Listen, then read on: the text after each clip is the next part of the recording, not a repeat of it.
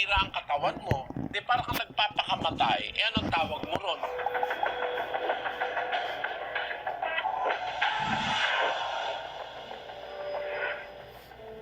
Hindi mahirap alisin. Yung iba sinasabi mahirap alisin.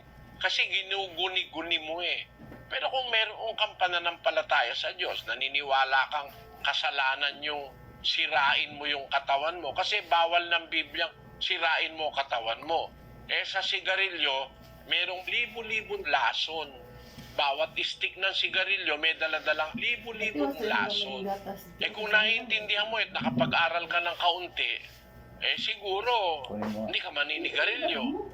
Eh ang ginuguni-guni nila mahirap ikay, mahirap. Hindi totoong mahirap. Eh ako nga ang saksi. Nung maintindihan ko, yung aking lighter na sipo, nung araw, ang lighter na magaganda, yung sipo, yung pangsindi ng sigarilyo, no? Yung lighter ko nga, gold-plated pa eh.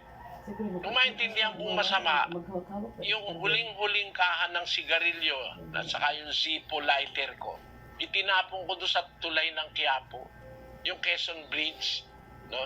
Naglalakad ako, galing ako doon sa may Loton, papunta ako ng Quiapo. Naisip ko yung aral na napakinggan ko, masama pala ako yung sigarilyo. Ginawa ko, tinapon ko yung sipo ko dun sa tulay. At saka yung huling kahan ng champion. Madali, nawala. Kung dahil sa pananampalataya, kahit nakakakita ako na naninigarilyo, parang gusto ko, alam ko masama eh. Masisira ang katawan mo, bawal ng mga doktor, bawal ng siyentipiko. Tapos bawal pa ng Diyos. Eh sino pa gusto mo magbawal? Para ka sumunod. Yung mga ibang sinasabi mahirap daw alisin. Kung may pananampalataya ka, maiiwan mo talaga yung sigarilyo na yan. Eh ngayon nga, pag nakaamoy ako sigarilyo, naiinis ako eh. Tamo, kasi sa mga public places, bawal manigarilyo. Kasi nakaka-apekto rin doon sa hindi naninigarilyo eh. Kung ba, mahal nyo, pamilya nyo, huwag kayo manigarilyo sa bahay nyo. O huwag ka na talagang manigarilyo kasi makaka-apekto yung second hand smoking. Eh alam mo na ngang masisira ang katawan mo, maninigarilyo ka pa, di parang kang nagpapakamatay. Eh anong tawag mo ron? Walang pagmamalasakit sa sarili at saka sa kapwa. Kaya ang isang Kristiyano na nakakaintindi ng aral ng Diyos, hindi ka mahihirapang iwan yung bisyo. Hindi ka naman ipinanganak na may isang kaha ka na agad na Philip Morris. Wala naman eh. Hindi naman pagkalabas mo sa bahay, bata eh, meron ka na agad bit na tanduay. Wala nun. Yan, mga napagkukuha lang natin yan sa mga taong hindi kumikilala sa Diyos. Bawal kasi ng Diyos yung gaya niyang mga bisyo na yan eh. Gaya niyang droga. Ano ba ginagawa ng droga ngayon? Di ba sirain ang ulo mo? O, di ba nasisira ang ulo scientifically? Nagkakaroon ng damage sa brain. Spiritually, nawawalan ka na ng takot pagka under drugs ka na. Di ka na takot mamatay, di ka na takot pumatay, wala ka ng pagkilala sa magulang, pati sa mahal mo sa buhay. Biro mo yung isang drug addict, naka-drugs, yung anak niya iyak ng iyak. Ang ginawa, binuhat yung anak, inilagay dun sa kumukulong sinaing.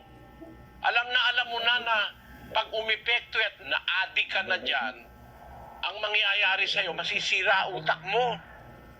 Eh dahil lang doon sa pleasure nun laman na parang high, masarap daw ang pakiramdam. Eh kahit ano pang sarap yun, hindi ko mahatim na ang anak ko, ilagay ko sa kumukulong sinain. Na pag ayaw kang bigyan ng pera, pati nanay mo, papatayin mo, pati tatay mo. Mga miyembro sa iglesia ngayon, dating drug addicts. Pero nung makakilala sa Diyos, tumigil. Completely tumigil. Ngayon, matitinong tao, mabubuting asawa at mabubuting magulang sa kanilang mga anak. Kasi kung sumasampalataya ka, hindi napakahirap alisin yung bisyo. Gamitin mo lang ang utak mo at yung takot mo sa Diyos. Ba't ka magdadrugs? Ano gagawin buti sa'yo? Alam mo na yung mga nagdadrugs nawawala sa sarili. Tumatalon sa building dahil akala niya, pakiramdam niya, siya si Superman o kaya si Spiderman. Tumalon, katosing palapag. O ano nangyari sa'yo, di ba? Kaya kung may takot ka sa Diyos at gumagamit ka ng kaunting isip lang, hindi ka magdadrugs.